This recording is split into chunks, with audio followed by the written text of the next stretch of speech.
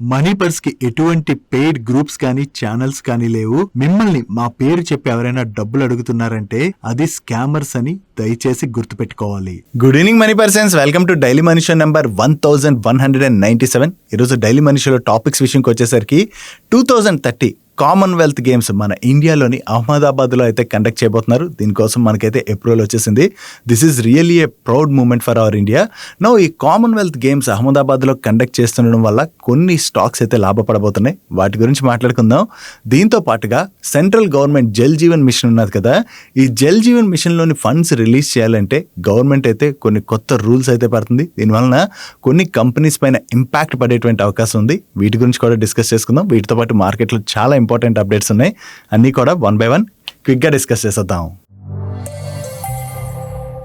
ముందుగా market update చూసినట్లయితే ఈ రోజు సెషన్ లో సెన్సెక్స్ 110 పాయింట్స్ పెరిగి 85,720 పాయింట్స్ కి క్లోజ్ అయినట్లయితే నిఫ్టీ 10 పాయింట్స్ పెరిగి 26,215 పాయింట్స్ కి క్లోజ్ అయింది. అండ్ ఈ రోజు సెషన్ లో mid cap index almost flat గా క్లోజ్ అయినట్లయితే స్మాల్ క్యాప్ ఇండెక్స్ 0.38% కరెక్ట్ అయింది. అండ్ బ్యాంక్ నిఫ్టీ 0.35% పెరిగింది.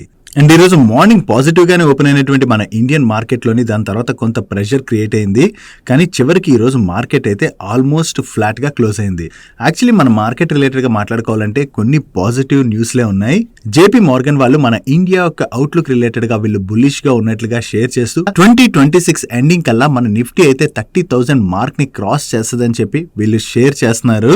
మన Indian physical and monetary policies further గా కూడా మన ఎకానమీలోని గ్రోత్ ని అయితే డ్రైవ్ చేస్తాయని and strong macro economic background support తోని మన నిఫ్టీలోని పాజిటివ్ మూమెంటమే చూడొచ్చని, దట్టు మన కార్పొరేట్ ఎర్నింగ్స్ చూసినా కూడా Q2 లోని మోస్ట్ ఆఫ్ ది కంపెనీస్ యొక్క ఎర్నింగ్స్ అయితే బాగానే ఉన్నాయి. ఫర్దర్ గా కూడా ఇదే మూమెంటం కంటిన్యూ అయ్యేటువంటి అవకాశం ఉన్నదని, సో దీంతోనే 2026 ఎండింగ్ కల్లా మన నిఫ్టీ 30,000 మార్క్ నైతే క్రాస్ చేస్తుందని చెప్పి వీళ్ళు షేర్ చేస్తున్నారు. వీళ్ళతో పాటు ఫిచ్ సొల్యూషన్స్ వాళ్ళు కూడా మన ఇండియా ఎకనామిక్ గ్రోత్ ప్రీవియస్ గా వీళ్ళు 6% వరకు ఉండొచ్చు ఫైనాన్షియల్ ఇయర్ 25-26 లో అని చెప్పి షేర్ చేశారు. ఇప్పుడు దాన్ని 6.5% కి అయితే వీళ్ళు రైజ్ చేయడం జరిగింది. వీళ్ళు కూడా సిమిలర్ టైప్ ఆఫ్ స్టోరీ చెప్తున్నారు. అంటే Q2 లోని మన నెంబర్స్ బాగున్నాయి, మన ఎకానమీలో కూడా గ్రోత్ మూమెంటం కంటిన్యూ అవుతున్నది కాబట్టి ఫర్దర్ గా కూడా మన ఎకానమీలోని మంచి గ్రోత్ చూడొచ్చు అని చెప్పి వీళ్ళు షేర్ చేస్తున్నారు. ఓవరాల్ గా ప్రెసెంట్ చూస్తున్నారు అనుకోండి, వేరియస్ ఇంటర్నేషనల్ రేటింగ్ ఏజెన్సీస్ అన్ని కూడా మన ఇండియన్ ఈక్విటీ మార్కెట్ రిలేటెడ్ గా పాజిటివ్ గా ఉన్నాయి. దానికి మెయిన్ గా రీజన్ మనం మాట్లాడుకోవాలంటే లాస్ట్ 1 to 1.5 year లోని మన మార్కెట్ పెద్దగా ర్యాలీ అవ్వలేదు కదా, but most of the global markets అయితే బాగానే పెరిగిపోయాయి. అంటే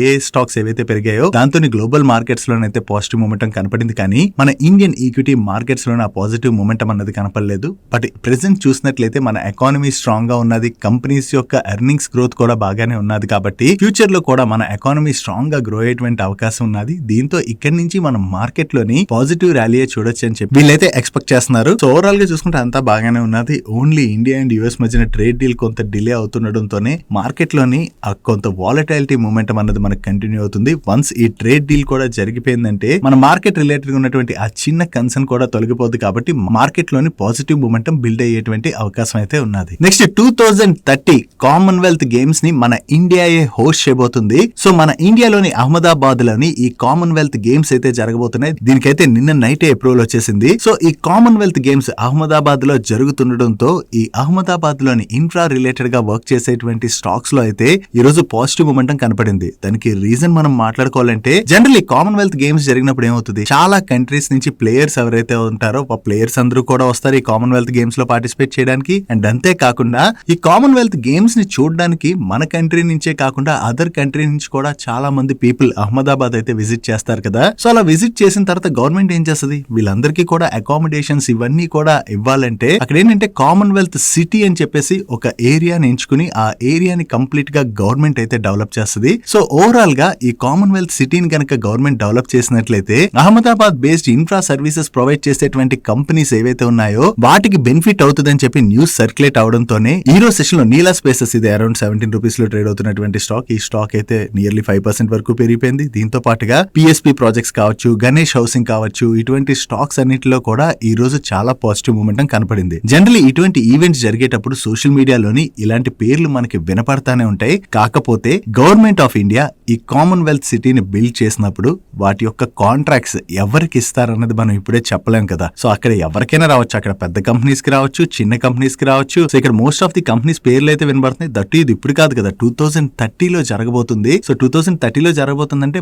ఇంకా చాలా టైమే ఉన్నది దీనికి. బట్ కాకపోతే మార్కెట్ ముందుగానే యాంటిసిపేట్ చేసి ఏం చేస్తుందంటే చాలా స్టాక్స్ పెంచేస్తుంటది. సో కంగారు పడిపోవాల్సినటువంటి అవసరం లేదు. అసలు ఏ కంపెనీస్ కి కాంట్రాక్ట్స్ వస్తాయి ఇవన్నీ కూడా జాగ్రత్తగా చూసుకుని అప్పుడు ఇన్వెస్ట్మెంట్ డెసిషన్ తీసుకోవడం బెటర్. కానీ సోషల్ మీడియాలోని ఏ ఒక్క కంపెనీస్ కి పాజిటివ్ అవుతుంది అది ఇది అని చెప్పి న్యూస్లు సర్క్యులేట్ అవుతాయి కదా, అటువంటివి చూసి ఎప్పుడు కూడా మనం కంగారు పడి ఇన్వెస్ట్ చేయడం అన్నది కరెక్ట్ కాదు. ఈ టైంలో ఏవైతే స్టాక్స్ ఇలా పెరుగుతాయో దాని తర్వాత ఒకవేళ ఈ కంపెనీస్ నెంబర్స్ బాగాలేవు అనుకోండి, స్టాక్స్ అంతేలా కరెక్ట్ అయ్యేటువంటి అవకాశం కూడా ఉన్నది. నెక్స్ట్ ఈ రోజు సెషన్ లో మీరు అబ్జర్వ్ చేసినట్లయితే వాటెక్ వాబాగ్ తో పాటుగా వాటర్ థీమ్ రిలేటెడ్ గా వర్క్ చేసేటువంటి మోస్ట్ ఆఫ్ ది స్టాక్స్ లోని ప్రెషర్ కనపడింది కదా. దానికి రీజన్ ఏంటంటే central government Jal Jeevan Mission ఉన్నది కదా, ఈ జల్ జీవన్ మిషన్ లో భాగంగా వేరియస్ స్టేట్స్ కి సెంట్రల్ గవర్నమెంట్ అయితే ఫండ్స్ రిలీజ్ చేస్తుంది. ఓవరాల్ గా అంటే అక్కడ వాటర్ కనెక్షన్స్ రిలేటెడ్ గా అది కంప్లీట్ గా వర్క్ చేసేందుకు గాను. బట్ ఈ జల్ జీవన్ మిషన్ లో భాగంగా ఏవైతే ప్రాజెక్టులు జరుగుతున్నాయో వాటిలో జరిగినటువంటి కరప్షన్ రిలేటెడ్ గా చాలా కంప్లైంట్స్ వచ్చాయని, సో స్టేట్స్ అన్ని కూడా ఈ జల్ జీవన్ మిషన్ లో ఉన్నటువంటి ఇర్రెగ్యులారిటీస్ ఏవైతే ఉన్నాయో వాటి రిలేటెడ్ గా స్ట్రిక్ట్ యాక్షన్ తీసుకోనంత వరకు కూడా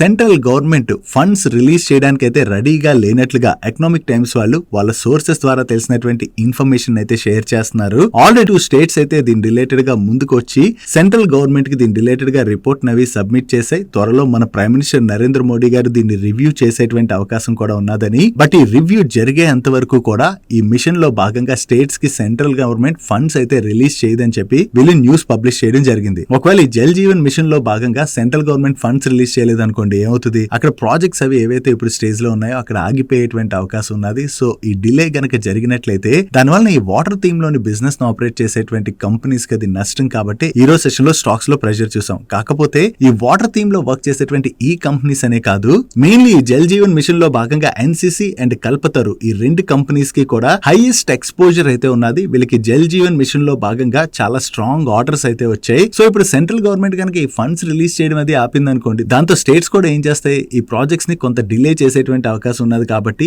ఈ 2 కంపెనీస్ రిలేటెడ్ గా అది కొంత నెగిటివ్ అయ్యేటువంటి అవకాశం ఉంది. బట్ ఇక్కడ మనం మాట్లాడుకోవాలంటే ఓవరాల్ గా ఈ వాటర్ థీమ్ అంటే ఓవరాల్ గా ప్రతి ఇంటికి కూడా మంచినీళ్ళు అందించాలని చెప్పి ప్రతి స్టేట్ గవర్నమెంట్ భావిస్తుంది. ఈవెన్ సెంట్రల్ గవర్నమెంట్ కూడా దీని రిలేటెడ్ గా వర్క్ చేస్తుంది కదా. సో ఈ మిషన్ లో ఏవైతే ఇర్రెగ్యులారిటీస్ జరిగాయో దాని రిలేటెడ్ గా రివ్యూ అయితే చేయొచ్చు, కానీ కంప్లీట్ గా ఫండ్స్ అయితే ఆపేయకపోవచ్చు. రివ్యూ జరిగిన తర్వాత మళ్ళీ ఫండ్స్ అయితే రిలీజ్ చేస్తారు. ఎందుకంటే మంచినీటి రిలేటెడ్ గా గవర్నమెంట్ అయితే చాలా వర్క్ చేయాల్సి ఉన్నది ఇంకా. సో గవర్నమెంట్ అయితే కంప్లీట్ గా ఈ ప్రాజెక్ట్ ఆపేయడం జరగకపోవచ్చు. ఓన్లీ థింగ్ ఏంటంటే టెంపరీగా దీనిలోని కొంత డిలేస్ అవి జరగచ్చు. కాబట్టి కొన్నాళ్ళు ప్రెషర్ ఉంటుంది, కానీ మళ్ళీ తిరిగి స్టార్ట్ అయింది అనుకోండి, అగైన్ ఈ కంపెనీస్ కి అవి ఆర్డర్స్ రావచ్చు. బట్ ఈ ఇర్రెగ్యులారిటీస్ ఏవైతే జరిగాయో ఆ ఇర్రెగ్యులారిటీస్ లో ఒకవేళ కంపెనీస్ కూడా ఏమైనా తప్పు చేసినట్టుగా బయటపడింది అనుకోండి, అప్పుడు కంపెనీస్ కి కొంత నెగిటివ్ అయ్యేటువంటి అవకాశం ఉన్నది. డైలీ మార్కెట్ లో వచ్చేటువంటి ఇటువంటి ఇంపార్టెంట్ ఇన్ఫర్మేషన్ ని మీతో డీటెయిల్ గా షేర్ చేయడానికి మన టీం పెడుతున్నటువంటి ఎఫర్ట్స్ గనుక వీడియో చూస్తున్న ఏ పాయింట్ ఆఫ్ టైం లైనా మీకు హెల్ప్ఫుల్ అయినట్లయితే మేము మిమ్మల్ని అడిగేదోటే, మన వీడియోని మర్చిపోకుండా లైక్ చేయడానికి ప్రయత్నించండి. నెక్స్ట్ ఐసిఐసిఐ ప్రుడెన్షియల్ ఏఎంసీ అయితే ఐపీఓకి తీసుకురాబోతున్నట్టుగా చాలా రోజుల నుంచి న్యూస్ అయితే నడుస్తుంది కదా. సో ఈ ఐపీఓకి ఇప్పుడు సెబీ యొక్క అప్రూవల్ వచ్చేసినట్లుగా మీడియా ప్లాట్ఫామ్స్ అయితే రిపోర్ట్ చేస్తున్నాయి. ఓవరాల్ గా ఈ ఐపీఓని ఐసిఐసిఐ వాళ్ళు డిసెంబర్ మంత్ లోని లాంచ్ చేసేటువంటి అవకాశం ఉన్నదని చెప్పి కూడా వీళ్ళు రిపోర్ట్ చేయడం జరిగింది. సో ఈ ఐపీఓ కనుక వచ్చినట్లయితే మార్కెట్ లో డిమాండ్ అయితే కనపడేటువంటి అవకాశం ఉన్నది. ఒకవేళ ఈ ఐపీఓలు ఎవరైనా షేర్ హోల్డర్ కేటగిరీలో కూడా అప్లై చేయాలనుకున్నట్లయితే ఐసిఐసిఐ బ్యాంక్ లోని ఒక్క షేర్ ని కనుక మీరు హోల్డ్ చేసినట్లయితే షేర్ హోల్డర్ కేటగిరీలోని మీరు పార్టిసిపేట్ చేసేటువంటి అవకాశం ఉన్నది. సో మీలో ఎవరైనా అంటే ఒకవేళ ఐపీఓ అలాట్మెంట్ ఖచ్చితంగా రావాలి అలా అనుకుంటున్నారు అనుకోండి, ఒక్క ఐసిఐసిఐ బ్యాంక్ యొక్క షేర్ ని కొనిపెట్టుకున్నారనుకోండి, ఐపీఓ వచ్చిన తర్వాత షేర్ హోల్డర్ కేటగిరీ ఉంటే షేర్ హోల్డర్ కేటగిరీలోని హ్యాపీగా పార్టిసిపేట్ చేసుకోవచ్చు. Next few days before Tejas network related గా ఒక నెగిటివ్ న్యూస్ గురించి మనం మాట్లాడుకున్నాం కదా. వీళ్ళు బిఎస్ఎన్ఎల్ 4G రోల్అవుట్ అయితే చేశారు కదా. ఈ రోల్అవుట్ చేయడంలో భాగంగా రాజస్థాన్ లోని వీళ్ళు సప్లై చేసినటువంటి ఎక్విప్మెంట్ ఏవైతే ఉన్నాయో ఆ ఎక్విప్మెంట్ క్వాలిటీ బాగోకపోవడంతో ఎయిర్టెల్ వాళ్ళు ఈ నెట్వర్క్ ఇంటర్ఫేస్ అవ్వడం వలన ఎయిర్టెల్ కస్టమర్స్ అందరూ కూడా అక్కడ ఇష్యూని ఫేస్ చేస్తున్నారు. సో ఆ ఎక్విప్మెంట్ అయితే సరి చేసుకోవాలని చెప్పి వీళ్ళు తేజస్ నెట్వర్క్స్ కి ఒక లెటర్ అయితే రిలీజ్ చేశారు. దానికి తేజస్ నెట్వర్క్స్ వాళ్ళు కూడా రెస్పాండ్ అవుతూ వీళ్ళు సప్లై చేసినటువంటి టెలికాం ఎక్విప్మెంట్ ఏదైతే ఉందో అది ఇండస్ట్రీ క్వాలిటీ స్టాండర్డ్స్ ఏవైతే ఉన్నాయో ఆ క్వాలిటీ స్టాండర్డ్స్ అన్నిటిని కూడా మీట్ అవుతున్నాయని, ఒకవేళ ఇష్యూ వచ్చినట్లయితే రాజస్థాన్ ఒక్క చోట ఎందుకు ఇష్యూ వస్తుంది, అన్ని రకాల సైట్స్ లో కూడా మీకు ఇటువంటి ఇష్యూ రావాలి. ఓన్లీ రాజస్థాన్ లోనే మీకు ఇష్యూ వస్తుందంటే అది స్పెక్ట్రమ్ రిలేటెడ్ గా ఉన్నటువంటి ప్రాబ్లం తప్ప తేజస్ నెట్వర్క్స్ వాళ్ళు సప్లై చేసినటువంటి ఎక్విప్మెంట్ లోని ఎటువంటి ప్రాబ్లం కూడా లేదని చెప్పి తేజస్ నెట్వర్క్ వాళ్ళు అయితే రెస్పాండ్ అవుతున్నారు. సో తేజస్ నెట్వర్క్ వాళ్ళు మా తప్పేం లేదని చెప్పేసి వాళ్ళ సైడ్ నుంచి రెస్పాన్స్ ఇచ్చేసరికి ఓవరాల్ గా ఈ రోజు సెషన్ లో తేజస్ నెట్వర్క్ స్టాక్ లోని కొంత పాజిటివ్ మూమెంటం అయితే కనపడింది. No Airtel and Tejas Network ఈ ఫైట్ ఏదైతే ఏదైతే జరుగుతుందో ఇది ఏ రకంగా ఎండ్ అవుతుంది అన్నది మనం చూడవలసి ఉన్నది. నెక్స్ట్ ఈ రోజు సెషన్ లో ఇమామి స్టాక్ లోని మనకి మార్నింగ్ నుంచి కొంత పాజిటివ్ మూమెంటం కనపడింది కదా. దానికి రీజన్ ఏంటంటే ఈ ఇమామి స్టాక్ యొక్క టార్గెట్ ప్రైస్ ని గోల్డ్మాన్ సాక్స్ వాళ్ళు 825 రూపీస్ పర్ షేర్ గా ఫిక్స్ చేయడం జరిగింది. అంటే నిన్నటి క్లోజింగ్ ప్రైస్ తో కంపేర్ చేస్తే స్టాక్ 60% అయితే పెరగచ్చని వీళ్ళు చెప్తున్నారు. దానికి కారణం ఏంటంటే ఈ ఇమామి వాళ్ళు నెక్స్ట్ 4 క్వార్టర్స్ లో కూడా వీళ్ళ ఎర్నింగ్స్ లో మంచి రికవరీ చూపించేటువంటి అవకాశం ఉన్నదని, సో ఈ ఎర్నింగ్స్ లో కనపడేటువంటి రికవరీతోని స్టాక్ ప్రైస్ కూడా డ్రైవ్ అవుతుందని చెప్పి వీళ్ళు షేర్ చేస్తున్నారు. ప్రెసెంట్ ఇండస్ట్రీలో ఉన్నటువంటి మోస్ట్ ఆఫ్ ది కంపెనీస్ తో కంపేర్ చేస్తే ఇమామి అయితే డిస్కౌంట్ లో ట్రేడ్ అవుతుంది. దానికి కారణం కొంత వీళ్ళ ఎర్నింగ్స్ అవి వాలటైల్ గా ఉండడంతో ఈ స్టాక్ అయితే కొంత అట్రాక్టివ్ వాల్యుయేషన్ లోనే ట్రేడ్ అవుతుంది. బట్ ఇక్కడ నుంచి నెంబర్స్ లో మంచి రికవరీ కనపడచ్చు. దాంతో స్టాక్ కూడా బాగా పెరగచ్చని షేర్ చేస్తూ ఈ స్టాక్ కి వీళ్ళు 825 రూపీస్ టార్గెట్ ప్రైస్ ని ఫిక్స్ చేశారు. సో ఎప్పుడైతే ఇమామి రిలేటెడ్ గా గోల్డ్మాన్ సాక్స్ దగ్గర నుంచి ఇటువంటి స్టేట్మెంట్స్ వచ్చాయో దాంతోనే ఈ రోజు సెషన్ లో ఇమామి స్టాక్ లో మనకి పాజిటివ్ మూమెంటం కనపడింది. నెక్స్ట్ మన UIDAI అదే unique identification authority of India వాళ్ళు 2 కోట్ల ఆధార్ నెంబర్స్ అయితే డియాక్టివేట్ చేయడం జరిగింది. సో ఈ ఆధార్ నెంబర్స్ డియాక్టివేట్ చేయడానికి రీజన్ ఏంటంటే చాలా మంది ఆధార్ హోల్డర్స్ ఎవరైతే ఉంటారో ఆధార్ తీసుకున్న తర్వాత కొంతమంది చనిపోయి ఉంటారు కదా. సో ఆ చనిపోయిన వాళ్ళు ఎవరైతే ఉంటారో స్టిల్ వాళ్ళ ఆధార్ నెంబర్ అలాగే ఉండిపోయి ఉంటుంది. ఎందుకంటే ఫ్యామిలీస్ వచ్చేవి ఆధార్ అయితే క్యాన్సిల్ చేసుకో కదా. సో ఈ చనిపోయిన వాళ్ళ రికార్డ్స్ ప్రకారం చూసి వాళ్ళ ఆధార్ నెంబర్స్ అయితే UIDAI వాళ్ళు డియాక్టివేట్ చేసేసారు. నెక్స్ట్ టెలికాం కంపెనీస్ రిలేటెడ్ గా ఒక ఇంపార్టెంట్ న్యూస్ అయితే సర్క్యులేట్ అవుతున్నది. ఈ టెలికాం కంపెనీస్ నవంబర్ మంత్ లోనే వాళ్ళకి చెందినటువంటి కొన్ని టారిఫ్ ప్లాన్స్ అయితే పెంచేశారు కదా. సో ఓవరాల్ గా ఈ ప్లాన్స్ లో మనం చూసినట్లయితే 5 to 20% వరకు కూడా ప్లాన్ ప్రైస్ లో అయితే పెరగడం జరిగింది. సో ఈ ప్లాన్ ప్రైస్ లో ఏవైతే పెంచారో దాని ద్వారా వీళ్ళ ఆర్పు అన్నది అంటే average revenue per user number అనేది ఇంప్రూవ్ అవుతుంది. కాబట్టి ఇప్పుడు అగైన్ వీళ్ళు డిసెంబర్ మంత్ లోని వీళ్ళకి చెందినటువంటి అదర్ ప్లాన్స్ ప్రైస్ ని కూడా చేంజ్ చేయడానికి చూస్తున్నట్లుగా వేరియస్ మీడియా ప్లాట్ఫామ్స్ అయితే రిపోర్ట్ చేశాయి. కాకపోతే ఈసారి ఈ ప్లాన్స్ చేంజ్ చేసినా కూడా వీళ్ళ ఆర్పు అయితే పెద్దగా గ్రో అవ్వదు. ఎందుకంటే ఈసారి చేంజ్ అయిపోతున్నటువంటి ఈ ప్లాన్స్ ఏవైతే ఉన్నాయో ఆ ప్లాన్స్ లోని just least number of users మాత్రమే ఉన్నారు. అంటే చాలా తక్కువ మంది యూజర్స్ మాత్రం ఆ ప్లాన్స్ ని యూజ్ చేస్తున్నారు. కాబట్టి దీని వలన వీళ్ళ ఆర్పు మీద అయితే అంత పెద్ద పాజిటివ్ ఇంపాక్ట్ ఏమీ ప్లే చేయదని చెప్పి కూడా మీడియా ప్లాట్ఫామ్స్ రిపోర్ట్ చేయడం జరిగింది. సో ఓవరాల్ గా ఏదైనా సరే కంటిన్యూస్ గా టెలికాం కంపెనీస్ ఏవైతే వీళ్ళ టారిఫ్స్ ని చేంజ్ చేసుకుంటూ ప్రైస్లు పెంచుకుంటూ వెళ్తున్నారో దాని ద్వారా లాంగ్ టర్మ్ లో చూసినట్లయితే టెలికాం కంపెనీస్ యొక్క ఆర్పు అనేది గ్రో అవుతుంది. కాబట్టి ఇది టెలికాం కంపెనీస్ కి అయితే బిగ్ పాజిటివ్ కానుంది.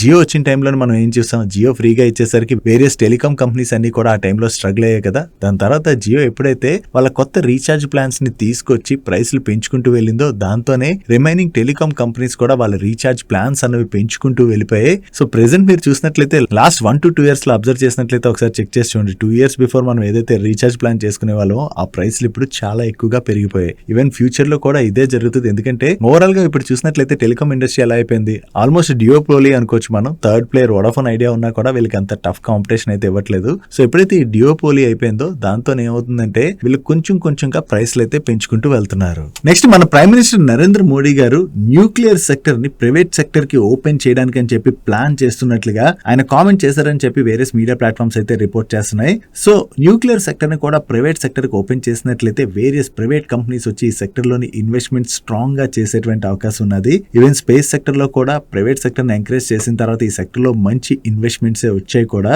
సో ఈ స్పేస్ సెక్టర్ రిలేటెడ్ గా కూడా ఆయన మాట్లాడుతూ మన ఇండియాలోని ఓవరాల్ గా 300 స్పేస్ స్టార్ట్అప్స్ ఏవైతే ఉన్నాయో అవి ఇండియన్ స్పేస్ సెక్టర్స్ కి అయితే కొత్త హోప్స్ ని ఇస్తున్నాయని, గ్లోబల్ ఇన్వెస్టర్స్ కి ప్రెసెంట్ మన ఇండియన్ స్పేస్ సెక్టర్ అయితే చాలా అట్రాక్టివ్ గా మారింది. ఈ స్పేస్ సెక్టర్ లో తెచ్చినటువంటి రిఫార్మ్స్ తోని స్పేస్ సెక్టర్ లో ప్రైవేట్ ఇన్వెస్ట్మెంట్స్ కూడా చాలా స్ట్రాంగ్ గా పెరిగినట్టుగా ఆయన కామెంట్ చేశారని చెప్పి రిపోర్ట్ చేస్తున్నారు. స్పేస్ సెక్టర్ లో అయితే చాలా వరకు చాలా స్టార్ట్అప్స్ స్టార్ట్ అయ్యాయి. ఈవెన్ మన హైదరాబాద్ బేస్డ్ స్టార్ట్అప్స్ కూడా ఈ స్పేస్ సెక్టర్ లోనైతే ఎంటర్ అవడం జరిగింది. సో ఇప్పుడు న్యూక్లియర్ సెక్టర్ ని కూడా ఇలాగే ప్రైవేట్ సెక్టర్ కి ఓపెన్ చేసినట్లయితే ఈ సెక్టర్ లో కూడా ఫ్యూచర్ లో మంచి ఇన్వెస్ట్మెంట్స్ వచ్చేటువంటి అవకాశం అయితే ఉన్నది. నెక్స్ట్ ఈ రోజు సెషన్ లోని కార్ట్రేట్ టెక్ స్టాక్ లోని మనకి మార్నింగ్ నుంచి కూడా బాగానే ప్రెషర్ కనపడింది కదా. దానికి రీజన్ ఏంటంటే ఫ్యూ డేస్ బిఫోర్ ఈ కార్ట్రేట్ టెక్ వాళ్ళు కార్ దేకో అండ్ బైక్ దేకో ఈ 2 ఆటోమోటివ్ క్లాసిఫైడ్ బిజినెస్ అయితే అక్వైర్ చేయడానికి అని చెప్పి డిస్కషన్స్ లో ఉన్నట్లుగా ఎక్స్చేంజెస్ కి అయితే అప్డేట్ చేశారు కదా.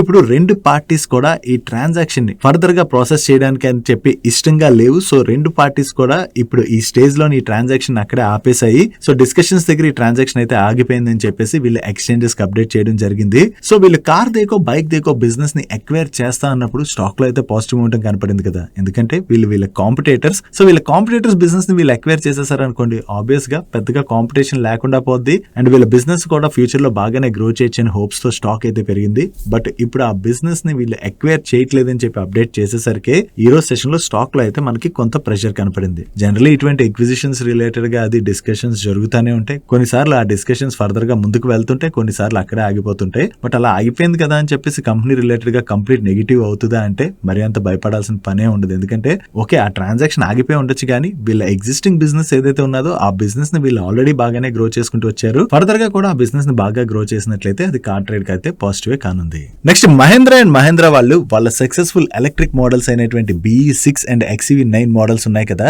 దీనిలోని ఇప్పుడు XEV9S అనేటువంటి 7 సీటర్ ఎలక్ట్రిక్ SUV అయితే వీళ్ళు లాంచ్ చేశారు. దీని యొక్క స్టార్టింగ్ ప్రైస్ 19.95 lakhs అండ్ దీనిలో ఉన్నటువంటి ఫీచర్స్ అన్ని కూడా మీరు ఇక్కడ స్క్రీన్ పై చూడొచ్చు. వీటి యొక్క బుకింగ్స్ January 14th నుంచి ఓపెన్ చేస్తున్నారు అండ్ డెలివరీస్ January 23rd నుంచి స్టార్ట్ అవబోతున్నాయి. అండ్ దీనిలో ఉన్నటువంటి కీ ఫీచర్స్ అన్ని కూడా వీళ్ళు ఇక్కడ ఎక్స్చేంజ్ ఫైలింగ్ లో మెన్షన్ చేశారు అండ్ అలాగే వీటి యొక్క డిఫరెంట్ వేరియంట్స్ ని కూడా వీళ్ళు మెన్షన్ చేయడం జరిగింది. సో వీళ్ళు కొత్తగా లాంచ్ చేసినటువంటి ఈ మోడల్ కి ఒకవేళ మార్కెట్ లో మంచి రెస్పాన్స్ వచ్చి సేల్స్ అగైన్ బాగా జరిగాయి అనుకోండి, అది మహేంద్ర అండ్ మహేంద్ర వాళ్ళకైతే పాజిటివ్ కానుంది. నెక్స్ట్ టీవీఎస్ మోటార్స్ వాళ్ళకి BMW మోటార్డ్ వాళ్ళతోని ఎప్పటి నుంచో లాంగ్ టర్మ్ పార్ట్నర్షిప్ ఉన్నది కదా. ఈ పార్ట్నర్షిప్ లో భాగంగా ఇప్పటి వరకు వీళ్ళు 2 lakh units production mile stone అయితే అచీవ్ చేశామని అండ్ టీవీఎస్ వాళ్ళ హొసూర్ ప్లాంట్ లోని ఈ BMW F450 GS యొక్క న్యూ మ్యానుఫ్యాక్చరింగ్ ని కూడా స్టార్ట్ చేసినట్టుగా వీళ్ళు షేర్ చేస్తున్నారు. ఓవరాల్ గా ఈ BMW మోడల్స్ ఏవైతే వీళ్ళు ప్రొడ్యూస్ చేస్తున్నారో వాటి యొక్క సేల్స్ కనుక బాగా జరిగాయి అనుకోండి వీళ్ళిద్దరు కొలాబరేషన్ లో భాగంగా, అది టీవీఎస్ మోటార్స్ వాళ్ళకైతే పాజిటివ్ కానుంది. నెక్స్ట్ గ్లెన్మార్క్ ఫార్మా వాళ్ళకి చెందిన USA నార్త్ కరోలియాలో ఉన్నటువంటి ఫార్ములేషన్ మ్యానుఫ్యాక్చరింగ్ ఫెసిలిటీలోని US FDA వాళ్ళు ఈ June 9th నుంచి June 17th మధ్యన ఇన్స్పెక్షన్ అయితే కండక్ట్ చేశారు.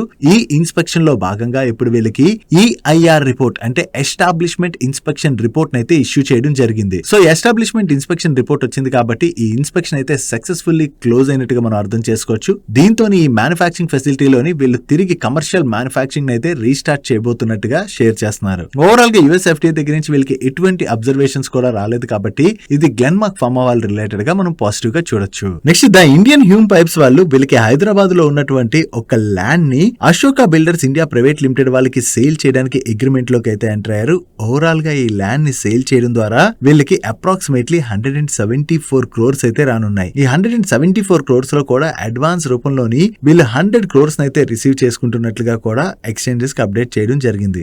ఈ ల్యాండ్ ని సేల్ చేయడం ద్వారా ఏవైతే వీళ్ళకి క్యాష్ రాబోతున్నదో ఆ క్యాష్ ని కంపెనీ యొక్క ఫ్యూచర్ గ్రోత్ రిలేటెడ్ గా అది వీళ్ళు యూజ్ చేసేటువంటి అవకాశం ఉన్నది.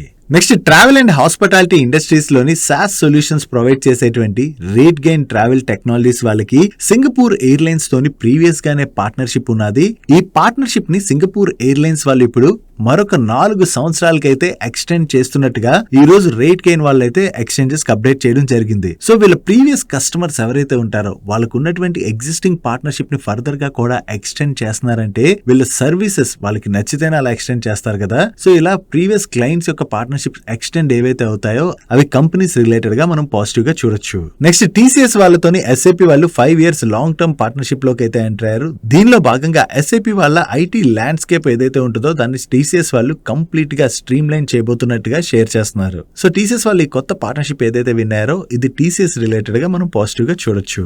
నెక్స్ట్ రీసెంట్ గా IPOకి వచ్చి లిస్ట్ అయినటువంటి స్టడ్స్ యాక్సెసరీస్ లిమిటెడ్ వాళ్ళ నెంబర్స్ అయితే రిలీజ్ అయ్యాయి. లాస్ట్ ఇయర్ సేమ్ క్వార్టర్ తో కంపేర్ చేస్తే ఈ క్వార్టర్ లోని వీళ్ళ ఆపరేటింగ్ రెవెన్యూలో 6.5% గ్రోత్ డెలివర్ చేసినట్లయితే ఎబిటాలో 12% గ్రోత్ డెలివర్ చేశారు అండ్ ప్యాట్ లో 17.9% గ్రోత్ డెలివర్ చేయడం జరిగింది. And last year same quarter తో కంపేర్ చేస్తే ఈ క్వార్టర్ లో వీళ్ళ ఎబిటా మార్జిన్స్ లోను ప్యాట్ మార్జిన్స్ లో కూడా మంచి ఇంప్రూవ్మెంట్ కనిపిస్తుంది. అండ్ ప్రీవియస్ క్వార్టర్ తో కంపేర్ చేసిన ఈ క్వార్టర్ లోని వీళ్ళ రెవెన్యూస్ లో మంచి గ్రోత్ డెలివర్ చేశారు. కాకపోతే ఈ క్వార్టర్ లోని వీళ్ళ ఎక్స్పెన్సెస్ బాగా పెరగడంతో మనకి బాటమ్ లైన్ లోని స్లైట్ గా గ్రోత్ కనిపిస్తుంది. Coming to this quarter highlights, వీళ్ళ 2-wheeler హెల్మెట్స్ కెపాసిటీని 1.5 million యూనిట్స్ కి అయితే వీళ్ళు ఎక్స్పాండ్ చేస్తున్నట్టుగా అండ్ ఇది ఫైనాన్షియల్ ఇయర్ 27 Q1 కల్లా ఆపరేషన్ లోకి వస్తుందని చెప్పి ఎక్స్పెక్ట్ చేస్తున్నట్టుగా వీళ్ళ మేనేజ్మెంట్ షేర్ చేస్తుంది. దీంతో పాటుగా ఈ క్వార్టర్ లోని వీళ్ళు డెకాథ్లాన్ ని వీళ్ళ కస్టమర్ గా ఆన్ బోర్డ్ చేయడం జరిగింది. సో డెకథలాన్ వాళ్ళకి bicycle helmets and elite products ఏవైతే ఉంటాయో వాటిని వీళ్ళు మ్యానుఫ్యాక్చర్ చేయబోతున్నారు. అండ్ అంతేకాకుండా వీళ్ళ యూరోపియన్ డిస్ట్రిబ్యూషన్ ని కూడా స్ట్రెంథన్ చేసుకునేందుకు గాను స్పెయిన్ లోని న్యూ వేర్ హౌస్ ని సెటప్ చేయడానికి కూడా వీళ్ళ బోర్డు అయితే అప్రూవ్ చేయడం జరిగింది. సో ఓవరాల్ గా వీళ్ళ బిజినెస్ ని ఫర్దర్ గా కూడా ఎక్స్పాండ్ చేయడానికి కెపాసిటీ ఎక్స్పాన్షన్స్ ఏవైతే చేస్తున్నారో ఇది లాంగ్ టర్మ్ లోని స్టడ్స్ యాక్సెసరీస్ వాళ్ళకి పాజిటివ్ కానుంది. డైలీ మార్కెట్ లో వచ్చేటువంటి ఇటువంటి ఇంపార్టెంట్ అప్డేట్స్ ని మీతో డీటెయిల్ గా షేర్ చేయడానికి మన మనీ పర్స్ టీమ్ ఏవైతే ఎఫర్ట్స్ పెడుతుందో ఆ ఎఫర్ట్స్ కనుక మీకు హెల్ప్ఫుల్ అవుతున్నట్లయితే మన వీడియోని మర్చిపోకుండా లైక్ చేయడానికి ప్రయత్నించండి. Next solar EPC services provide చేసేటువంటి స్టెర్లింగ్ అండ్ విల్సన్ వాళ్ళ రిలేటెడ్ గా ఒక పాజిటివ్ అప్డేట్ అయితే ఉన్నది. వీళ్ళకి సౌత్ ఆఫ్రికాలోని ఒక కొత్త కాంట్రాక్ట్ విన్ అయ్యారు అండ్ ఇది వీళ్ళు విన్ అయినటువంటి సెకండ్ ఇంటర్నేషనల్ ఆర్డర్ అండ్ ఈ order value approximately 1038 crores and ఈ ఆర్డర్ లో భాగంగా వీళ్ళు 240 మెగావాట్ సోలార్ ప్రాజెక్ట్ రిలేటెడ్ గా వర్క్స్ అయితే చేయవలసి ఉన్నది. సో ఓవరాల్ గా కొత్తగా విన్ అయినటువంటి ఈ కాంట్రాక్ట్ తో కలుపుకుని ఈ ఫిజికల్ ఇయర్ లోని వీళ్ళు టోటల్ గా 5000 crores పైన ఈపీసీ కాంట్రాక్ట్స్ అయితే విన్ అయ్యారు. నెక్స్ట్ పేటిఎం వాళ్ళ రిలేటెడ్ గా ఒక పాజిటివ్ అప్డేట్ ఉన్నది. ఈ పేటిఎం వాళ్ళ సబ్సిడరీ కంపెనీ అయిన పీపీఎస్ఎల్ వాళ్ళు పేమెంట్ అగ్రిగేటర్ గా వ్యవహరించేందుకు గాను ఇప్పుడు వీళ్ళకి ఆర్బీఐ దగ్గర నుంచి సర్టిఫికేట్ ఆఫ్ ఆథరైజేషన్ అయితే లభించింది. సో ఈ సర్టిఫికేట్ ఆఫ్ ఆథరైజేషన్ లభించింది కాబట్టి వీళ్ళ సబ్సిడరీ కంపెనీ అయితే పేమెంట్ అగ్రిగేటర్ సర్వీసెస్ అయితే ప్రొవైడ్ చేయబోతున్నట్టుగా మనం అర్థం చేసుకోవచ్చు. ఓవరాల్ గా వీళ్ళకి ఆర్బీఐ దగ్గర నుంచి అప్రూవల్ వచ్చిందన్న అప్డేట్ తోనే మార్నింగ్ పేటిఎం స్టాక్ లోని స్లైట్ గా పాజిటివ్ మూమెంటం కనపడింది. నెక్స్ట్ పటేల్ ఇంజనీరింగ్ వాళ్ళ రిలేటెడ్ గా చాలా పాజిటివ్ అప్డేట్ ఉన్నది. ఈ పటేల్ ఇంజనీరింగ్ వాళ్ళు సైడెక్స్ ఇంజనీర్స్ అనేటువంటి కంపెనీ దగ్గర నుంచి 9 years లాంగ్ టర్మ్ కాంట్రాక్ట్ విన్నారు. ఈ కాంట్రాక్ట్ వాల్యూ అప్రాక్సిమేట్లీ 798 crores. ఇవి 2 LOAs యాక్చువల్లీ. దీనిలో భాగంగా వీళ్ళు south eastern coal fields limited వాళ్ళ కోసం అని చెప్పి coal evacuation and associated works తో పాటు కోల్ ట్రాన్స్పోర్టేషన్ వర్క్స్ కూడా చేయవలసి ఉన్నది. సో వీళ్ళు ఇంత లాంగ్ టర్మ్ కాంట్రాక్ట్ విన్ అయ్యారన్న అప్డేట్ తోనే ఈ రోజు సెషన్ లో పటేల్ ఇంజనీరింగ్ స్టాక్ అంత పాజిటివ్ గా రియాక్ట్ అయింది. నెక్స్ట్ ఈ రోజు సెషన్ లో వైల్పూల్ ఇండియా స్టాక్ లోని చాలా ప్రెషర్ కనపడింది కదా. యాక్చువల్లీ ఈ వైల్పూల్ ఇండియాలోని వీళ్ళ ప్రమోటర్ గ్రూప్ ఎంటిటీయే ఈ రోజు బ్లాక్ డీల్ లో నియర్లీ 7.5% ఈక్విటీని అయితే సెల్ చేసేటువంటి అవకాశం ఉన్నదని చెప్పేసి అప్డేట్స్ అయితే వచ్చాయి. కానీ ఈ రోజు సెషన్ లో ఏకంగా ఈ బ్లాక్ డీల్స్ లోని 11.8% ఈక్విటీ అయితే హ్యాండ్స్ చేంజ్ అవడం జరిగింది. సో ఇంత లార్జ్ సైజ్ లో బ్లాక్ డీల్ జరగడంతోనే మనకి ఈ రోజు సెషన్ లో స్టాక్ లో అయితే ప్రెషర్ కనపడింది. ఒకవేళ ఈ బ్లాక్ డీల్ లో వీళ్ళ ప్రమోటర్ గ్రూప్ ఎంటిటీయే సెల్ చేసినట్లయితే వీళ్ళ దగ్గర నుంచి ఎవరు బై చేశారు అన్నది మనం చూడాలి. ఓవరాల్ ఈ బ్లాక్ డీల్ రిలేటెడ్ డీటెయిల్స్ మనకి ఈ రోజు నైట్ కి అప్డేట్ అవుతాయి. That's it for today's daily మనిషి గైస్. అండ్ ఈరోజు డైలీ మనిషిని క్లోజ్ చేసే ముందు మన వర్కౌట్స్ విషయంకి వచ్చేసరికి నిన్న ఆల్మోస్ట్ 45 minutes పాటు షోల్డర్ వర్కౌట్స్ అయితే చేశాను. మీరేం వర్కౌట్స్ చేశారో కింద కామెంట్ సెక్షన్లో కామెంట్ చేసేయండి. అండ్ ఈరోజు డైలీ మనిషిలో షేర్ చేసిన ఇన్ఫర్మేషన్ మీకు హెల్ప్ఫుల్ అయినట్లయితే మన వీడియోని లైక్ చేస్తూ ఛానల్ సబ్స్క్రైబ్ చేసుకోవడం మర్చిపోకండి. నేను చంద్రశేఖర్ పత్రి మరొక ఇంట్రెస్టింగ్ వీడియోతో కలుద్దాం. Good night.